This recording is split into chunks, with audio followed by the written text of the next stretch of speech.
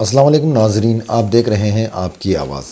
जिस तरह हमने सिलसिलावार सवाल को मुख्तलिफ़ लोगों के सामने रखा, यानी कि वही सवाल आज़ादी के वक्त जो हिंदुस्तानी लोग आज़ादी चाहते थे, क्या सिर्फ़ अंग्रेज़ों से आज़ादी चाहते थे या वो किस किस तरह की आज़ादी चाहते थे? तो आइए जानते हैं। शरियार ख़ान साहब इस वक्त हमारे साथ मौजूद हैं। तो उस वक्त जो आज़ादी हिंदुस्तानी लोग चाहते थे, क्या उन्हें मुकम्मल उस तरह की आज़ादी मिली है या अभी कुछ आज़ादी के कुछ हिस्से बाकी हैं? आइए जानते हैं। अस्सलाम वालेकुम सर। वालेकुम सलाम। सर, ये सवाल को हम लगातार जो है हर उन लोगों से पूछ रहे हैं जो दूर की सोच रखते हैं और तारीख़ से वाकिफ़ हैं। तो हमारे नाज़रीन जानना चाहते हैं, जो लोग आज़ादी की जंग में शरीक हुए, उनके मकासद क्या थे, क्या वो पूरे हुए? इंडियन इंडिपेंडेंस मूवमेंट जब कंसीव हुआ था, जो फॉर्मर्स ऑफ कॉन्स्टिट्यूशन का विजन था, ये नेहरू जब तक प्राइम मिनिस्टर थे ये इम्प्लीमेंट हुए 67 तक। जब उन्होंने गुजर गए, इंदिरा गांधी का दौर आया तो मैसिव डिसरप्शंस आ गए। इंडिया के जो इंडिपेंडेंस के टाइम पर जो गोल्स को जो ये करे थे, विजुलाइज करे थे, वो कोई भी पूरे नहीं हुए। और आजकल तो ये माहौल है कि हम उल्टा जा रहे हैं। मैं आपको मिसाल देता हूँ। अब सोशलिज्म, अब रिसेंटली मोदी गवर्नमेंट का ये है, कोई कोर्ट में जाके बोल दिया, ये सब शरारत है। हम जानते हैं कि सोशलिज्म और सेकुलरिज्म आप कॉन्स्टिट्यूशन से निकाल दो बोल के। क्यों? वो जो पॉलिटिकल पार्टीज बनाने वाले थे, वो जाके सुप्रीम कोर्ट में बोलते हैं कि we don't believe in socialism and secularism, क्यों हम पॉलिटिकल पार्टी बनाना चाहते हैं तो हमको we don't agree with it, that's why you remove this, delete कर दो बोल के। लेकिन आप और हम जानते हैं कि एक बीजेपी, भारतीय जनता पार्टी का एक एजेंडा है ये दो निकालने के बाद से, क्योंकि ये दो शब्द इंदिरा गांधी के दौर में आए थे 42nd अमेंडमेंट से। तो मेरी बात ये है कि आप ये देखिए, इनकी हिपोक्रेसी देखिए। सोशलिज्म जिसे कहते हैं कि equitable distribution of wealth, Hindustan में 1% लोग के पास 77% ऑफ द वेल्थ है। 1% लोग के पास। तो इंडियन कॉन्स्टिट्यूशन में article 38 and 37 directive principles of state policy में क्या है कि स्टेट कोशिश करती है कि जो हिंदुस्तान में दौलत है सबको इक्विटेबली मिले बोल के। एक तो कॉन्स्टिट्यूशन वो बोल रहा है, लेकिन आप क्या कर रहे हैं? आप बोल रहे हैं कि वो सोशलिज्म ही निकाल दो। आप बीच हमारा बेड़ा गर्क हुआ है कि गरीबों की दौलत पिछले 10 साल में 1% भी बढ़ के नहीं है। 67 मिलियन पीपल व्यू प्रॉपर्टी लेना है। तो हमारा वो जो इकोनॉमिक विजन था नेहरू के बाद फेल हो गया। नेहरू का मॉडल था केनेशियन इकोनॉमिक्स, मतलब कि गवर्नमेंट स्पेंड करे, गरीबों को स्पेंड करे, इंफ्रास्ट्रक्चर को स्पेंड करे और टैक्सेस को लो रखे। लेकिन वो मिक्स्ड इकोनॉमी में कैपिटलिज्म एंड सोशलिज्म को मिक्स करके वो बात करते थे। आज ये लोग, ये जो मैं देखिए, ये पॉलिटिकल बात नहीं कर रहा हूँ, मैं एज ए इंटेलेक्चुअल बात कर रहा हूँ। आज ये लोग सरदार वल्लभ भाई पटेल की तारीफ करते हैं ये लोग, लेकिन फॉलो कोशिश कर रहे हैं नेहरू की, ये फॉलो कर रहे हैं, लेकिन फेल हो रहा है। तो सोशली हम लोगों का जो ऑब्जेक्टिव था, हमें उसमें फेल हो गए। जहाँ तक जो सोसाइटल कोहेशन है, हिंदू मुसलमान है, कम्युनलिज्म की जो हम बात कर रहे हैं, वो तो एब्जेक्टली फेल्यूर हो गए। जो basic structure of the constitution कहता है कि separation of power, judiciary, executive, legislator अलग अलग रहना, आज कहाँ अलग है? आज आप एक इनोसेंट भी बात कर दे फ्रीडम ऑफ स्पीच में, तो आपको कंटेम्प्ट ऑफ कोर्ट में अंदर डाल रहे हैं। प्रशांत भूषण साहब की मैं बात कर रहा हूँ। उन्होंने कुछ ऐसा क्या बोल दिया कि आज बिल्कुल करप्ट हो गए। हम इंडिपेंडेंस के जो गोल्स हम लोग सेट करे थे खुद के लिए, जो हम लोग लज़ाफायर है, कैपिटलिस्टिक इकोनॉमी जिसके साथ सोशलिज्म बैलेंस करेंगे ताकि जो लोग गरीब हैं उनको इंसाफ मिल सके, एट द सेम टाइम जिसके पास हौसला है, जो रिच है, जो एंटरप्रेन्योर जिसे कहते हैं, उन्हें ऊपर आए, उसमें भी हम फेल हो गए हैं। सोशली हम फेल हो गए हैं। हमारी स्टेट वेरी फास्ट, जैसे पाकिस्तान, वो ज़माने में पाकिस्तान जब बना था, पाकिस्तान लोग कहते हैं कि पैदा हुआ था। कुछ कहीं लोग हिंदुत्ववादी पैदा नहीं हुआ था। अगर पाकिस्तान अगर वहां पैदा होता तो लवो कुश कहाँ पैदा हुए थे? जंगल में पैदा हुए थे क्या? Pakistan was already there, undivided India का एक हिस्सा था। नाम उसका पाकिस्तान रखे, लेकिन था हिंदुस्तान वो जब का। पाकिस्तान, जिन्ना साहब जब पाकिस्तान को डिवाइड करे तो उनका विजन था कि उन्होंने जब डिमांड करे कि हमें मुस्लिम स्टेट बनाना बोल के, जब उन्हें इंडिपेंडेंस मिल गया तो he try to make it a secular state. उनके आप 1949 की कॉन्स्टिट्यूएंट असेंबली की स्पीच पढ़ेंगे तो one of the best in the world है अबाउट सेक्युलर डेमोक्रेसी, लेकिन वो मर गए, वो मुल्लास का रिजिम हो गया, थियोक्रेटिक स्टेट हो गया। हम लोग आज उनसे लेसन्स नहीं सीखे हैं।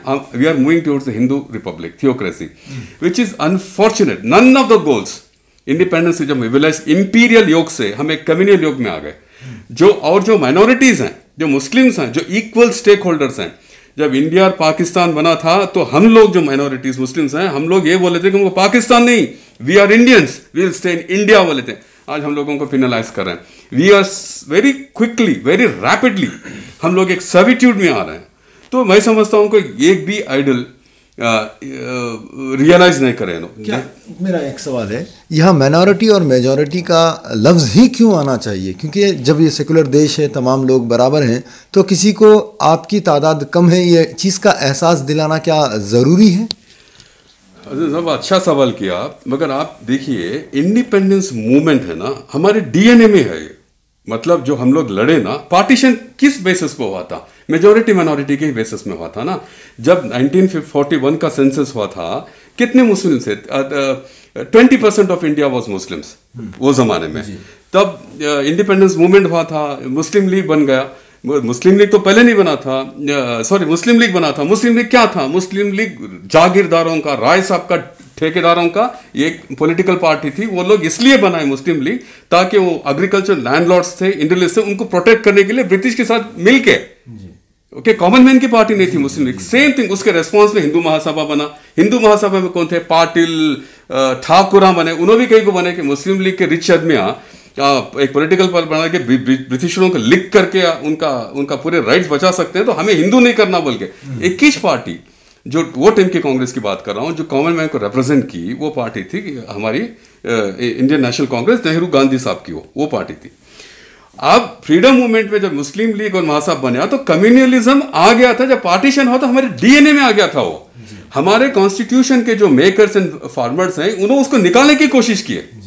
जितने भी कॉन्स्टिट्यूंट असेंबली के जो फॉर्म हुए थे, जिसमें खुदीजा बेगम थी, मौलाना आज़ाद थे, अंबेडकर साहब थे, चेयरमैन थे वो, तो ये नहीं होना बोल के। लेकिन आज क्या हो रहा है, एक पॉलिटिकल पार्टी के माइनॉरिटी अपीसमेंट इतना ज्यादा, हमको कुछ मिला नहीं उसमें। आप देख लीजिए सच्चार कमेटी में we have got nothing in spite of them. हम लोगों को अक्यूज करते हैं कि एक कांग्रेस आईएनसी नेशनल कांग्रेस है ना, हम लोगों को अपीस की। कहां से अपीस की?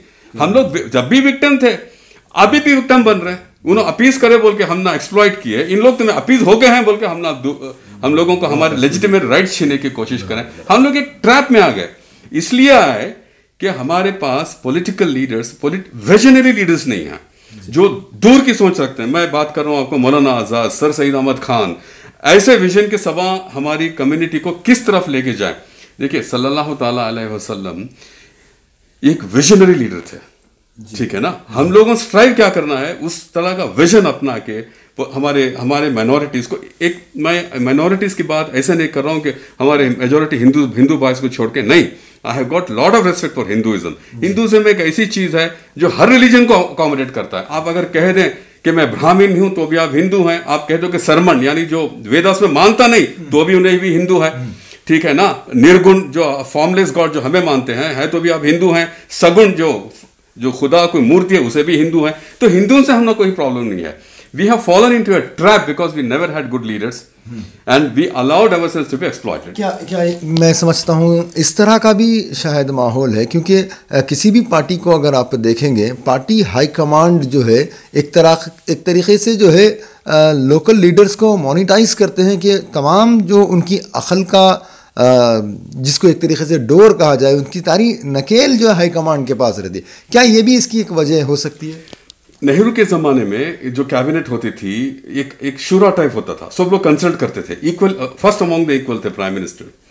इंदिरा गांधी के ज़माने में हस्कर बोल के एक आईएएस ऑफिसर है, हिस्ट्री में उनसे पावरफुल आईएएस ऑफिसर गुजरा नहीं, वो कंप्लीट होल्ड इंदिरा गांधी का उनके ऊपर था, वाइस वर्सा। उस जमाने में पॉलिटिकल लीडर्स को इंदिरा गांधी इतना दूर कर दी, और जब वो पॉलिटिकल लीडर्स को लगा, नेहरू के जमाने के लीडर जो जिंदा थे उनको लगा कि जब तक हम एक साइकोफेंट नहीं बनते इंदिरा गांधी के, हम लोगों को पोजीशन नहीं मिलता। वहां से शुरू हो गया हाई कमांड का, शुरुआत वहीं से हुई है, आज भी जारी है। तो इसको किस तरीके से ब्रेक कर सकते हैं? देखिए पर्टिकुलरली एक पार्टी की बात नहीं है, तमाम पार्टियां, कोई भी पार्टी का अगर लोकल लीडर है तो उसकी नकेल एक तरीक़े से हाई कमांड के हाथ में रहती है, जबकि उसका वोट बैंक लोकल है, वहाँ का लोकल, मैं माइनॉरिटी नहीं कहूँगा, लोकल मोहल्ले में चाहे वो किसी भी मज़हब के मानने वाले लोग हों या माइनॉरिटी हो मेजॉरिटी हो, वहाँ एक पार्टी का दबदबा रहता है, लेकिन वहाँ के लोग नहीं डिसाइड कर सकते कि हमारा लीडर कौन रहेगा। ये डिसाइड करती है party high command. Party high command उसी को डिसाइड करती है जो पार्टी हाई कमांड की ग़ुलामी करता है। तो एक तरीक़े से ये ब्रेक करने का अगर कोई सोल्यूशन हो तो कैसा रहेगा ये, क्योंकि अगर ये ब्रेक हो गया तो ये कंप्लीट आज़ादी लोगों को मिल सकती है। फेवरेटिज्म है, जो क्रॉनिज्म है या निपोटिज्म है, या फिर हाई कमांड का एक सिस्टम इंडिया में चल रहा है। आप, मैं बिल्कुल उससे ये करता हूँ, आप हर शिवमोगा को जाइए, येडियुरप्पा का कमांड है, आप हिडियाल को जाइए, आर.वी. देशपांडे है, इधर आइए फलाने हैं, और लोग छोड़ते ही नहीं वो, नहीं, क्योंकि ये सही है, लेकिन इनकी कमांड उस इलाके में होने के बावजूद ये हाई कमांड के अंडर है जी।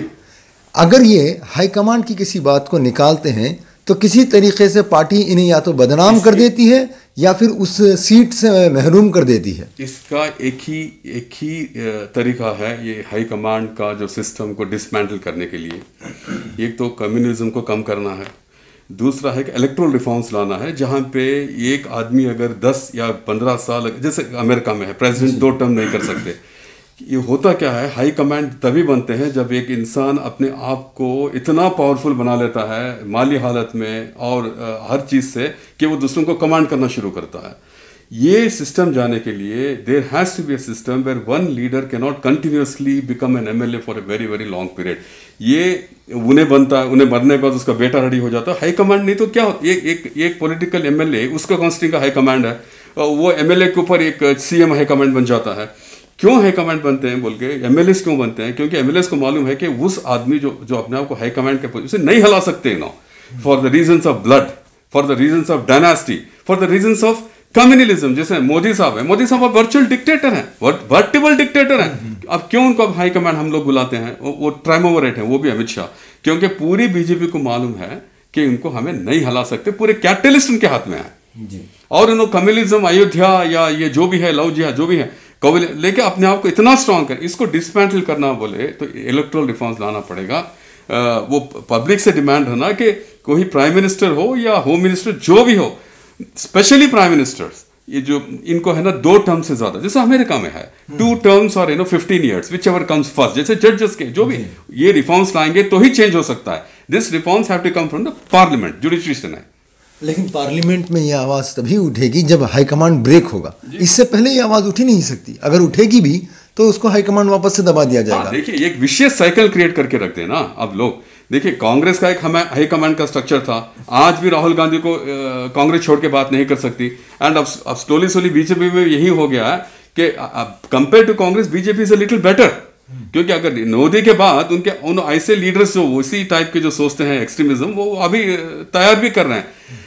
इसको ब्रेक करने के लिए एक ही चीज़ है कि इलेक्ट्रल रिफॉर्म्स लाओ और पार्टी में कंसल्टेशन होना, फ्रीडम होना बात करने के लिए। वरना इंडिया का सिस्टम बहुत यूनिक है, या फिर प्रेसिडेंशियल सिस्टम ऑफ गवर्नमेंट लाइए, पार्लियामेंट्री सिस्टम फेल हो गया है। जैसे शशि थरूर साहब कह रहे थे, प्रेसिडेंशियल सिस्टम प्राइमरीज, कि आप है ना लोकल लेवल पे लोग डिसाइड करें कि 3-4 कैंडिडेट में who will be our candidate, ये करें। और शैडो सिस्टम, रिकॉल सिस्टम, देखिए लाने के लिए बहुत कुछ है, लेकिन आप एक चीज़ याद रखना कि जो गवर्नमेंटल सिस्टम में ऐसा एस्टैब्लिश हो जाता है कि हाई कमांड बन गया, वो लोग नहीं लाते क्योंकि उनके लिए ठीक नहीं है ये। अब मेरा जो मखसूस सवाल था, जिस तरह से हमने आज़ादी को लेकर के सवाल किया है, तो लोगों की आज़ादी, लोग जो है पार्टी हाई कमांड से आज़ाद हो, चाहे वो उसी पार्टी का वर्कर हो, लीडर हो, वो हाई कमांड से आज़ाद हो। अपने बारे में अगर कोई अपनी राय, अपने इलाके की राय रखता भी है तो डिसीजन मेकर जो है हाई कमांड होता नहीं होता। देखिए वो एक फिल्म एक्टर था ना जो यहाँ से कंटेस्ट किया, प्रकाश राज, उनसे मैं बात कर रहा था। वो बोले थे कि देखो साहब, ये बिल्कुल आप जैसा बोले वो बोले सब, मैं हाई कमांड के क्यों, राहुल गांधी उनको ऑफर किया था टिकट, वो नहीं गए। वो ये बोल रहे थे कि नहीं साहब, अगर मैं गया तो वही हाई कमांड का है। और जो मुजफ्फरपुर में जो रॉयट्स में थे, कितने एमपीज थे, एक जना भी चू नहीं बोला ना in favour of, because high command बोली थी जी। इसको ब्रेक करने के लिए एक तो मैं बोल रहा हूँ इलेक्ट्रल रिफॉर्म्स लाइए, या फिर इंडिपेंडेंट कैंडिडेट्स अगर खड़े तो अवाम उनको सपोर्ट करना चाहिए। कल मैं खड़ जाऊंगा कहीं से, मुझे सपोर्ट करते हैं क्या? नहीं करते क्योंकि ये this is the politics of money, politics of power and politics of cult. Unfortunately India में क्या हो गया है, कल्ट पर्सनैलिटी आ रही है और वो I don't see in the forcible future ये खड़ती बोल के। इसका वही तरीका है कि इंडिपेंडेंट कैंडिडेट्स अगर खड़े तो उनको आवाम आके सपोर्ट करना, और ऐसे कैंडिडेट्स अगर पार्लियामेंट में आ गए जो हाई कमांड के नीचे नहीं रहते, इंडिपेंडेंट सोच रखते हैं, अदल इंसाफ की बात कर सकते हैं, then change will come. For that how is it possible? People have to wake up and vote for well meaning candidates. वही तरीका इंडिया में, तो वही तरीका है। इलेक्ट्रल रिफॉर्म से लाते नहीं। अब हर वक्त आप जुडिशरी को नहीं जा सकते हैं। अब सोशलिज्म सेकुलरिज्म निकालो बोल के भी जो आदमी कोर्ट को गया वो जाना था पार्लियामेंट को। कोर्ट को क्यों गया है? वो court is not the forum. तो India is a joke of democracy. India is not a democracy. India make semblance of democracy but it's a virtual dictatorship of the high command. बिल्कुल जी हाँ, जज़ाकल्लाह खैर। नाजरीन, जिस तरह आपने सवालात सुने, अगर आप भी इस मामले में कोई अपनी राय रखना चाहते हैं तो यानी कि फाइनली जो आज़ादी का जो सपना देखा गया था, ना ही पार्टी हाईकमांड की ग़ुलामी हो, किसी भी पार्टी की, नॉट ए पर्टिकुलर एक पार्टी का नाम नहीं है, कोई भी हो, अगर एक लोकल लीडर कुछ अच्छा करना चाहता भी है तो पार्टी देखती है कि इससे उसके कल को क्या फ़र्क पड़ सकता है। एक मुद्दा है, अगर वो मुद्दा कंप्लीट होकर एक नतीजे पर पहुँचता है तो कल के दिन उन्हें कोई मुद्दा नहीं रहता, इसलिए उस चीज़ को फॉरवर्ड नहीं करवाना चाहते। तो इस तरह की जो सियासत चल रही है, किस तरह इसको ब्रेक किया जा सकता है, किस तरह तमाम लोग आगे बढ़ सकते हैं, इस बात के लिए आप लोग भी अगर चाहें तो कमेंट बॉक्स में भी हमें अपनी राय का इजहार करें। इंशाल्लाह हम अगले वीडियो में इस पर वाज़ेह तरीन बात लोगों के सामने रखेंगे। अस्सलाम वालेकुम।